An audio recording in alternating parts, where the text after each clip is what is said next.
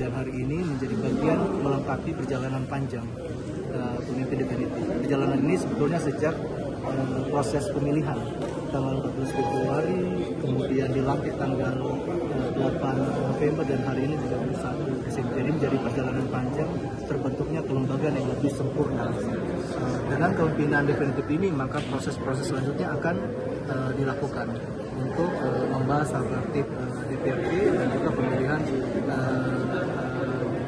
alat kelengkapan Dewan BKD di sini, sehingga itu akan semakin lengkap untuk menjalankan berbagai tugas-tugas yang bersifat kebijakan di dalam aspek regulasi, pendanaan, kemudian pengawasan, dan juga dari sisi tugas untuk aspek kebijakan-kebijakan lainnya yang strategis di Papua. Jadi hal ini menjadi penting untuk kita semua dan kami menyambut baik untuk nanti kerjasama ke depan.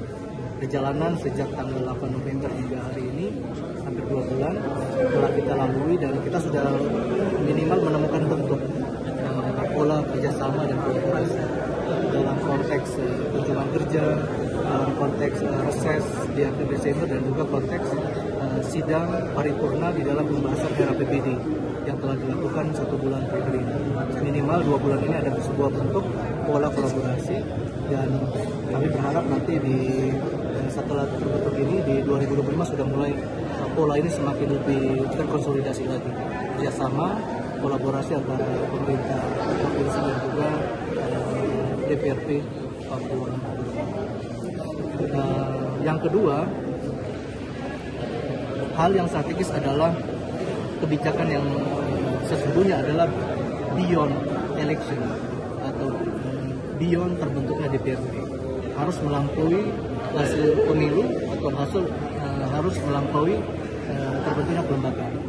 Apa yang kami maksud beyond election ini adalah ada agenda-agenda strategis yang harus kita bawa.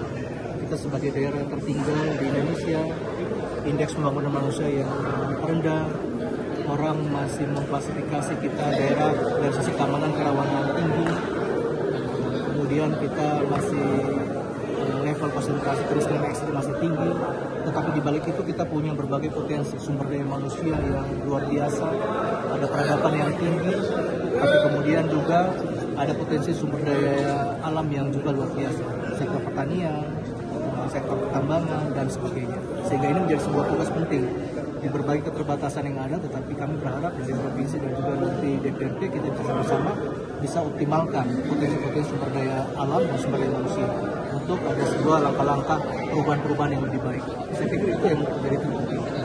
Kemudian yang ketiga, di dalam politik biasa sebut jantung dari politik adalah fiscal policy. The heart of politics is budget policy. Jadi jantung daripada politik adalah proses perumusan kebijakan anggaran. Bagaimana sekarang kami dan DPRD harus nanti memastikan anggaran, fungsi anggaran yang terdistribusi lebih baik, ada fungsi distributif, ada fungsi alokasi yang adil di berbagai wilayah dan adil dari sisi semua segmen sosial, dan juga kemudian dari fungsi stabilisasi. Anggaran-anggaran yang kita APBD ini hanya terbatas, hanya 2 triliun 50 miliar di tahun 2025 ini, maka penting bagi kami dan DPR untuk juga bisa membuat anggaran ini berkualitas, quality spending yang lebih baik, sehingga fungsi alokasi yang lebih baik ke semua wilayah, 8 kabupaten secara proporsional, secara adil, tapi juga ke simpul-simpul sosial, mulai dari anak-anak sampai orang tua. Semua program bisa menyentuh semua segmen sosial ini, dan juga adalah menyentuh kepada sektor-sektor yang prioritas. Ada sektor pariwisata, ada sektor pertanian, ada potensi pertambangan yang akan kita kelola ke depan, tapi juga ada sektor-sektor pelayanan dasar, pendidikan, kesehatan, sanitasi, dan air minum. Jadi saya pikir itu tugas-tugas penting yang melampaui proses hari ini. Itu dalam pandangan kami dari Jakarta.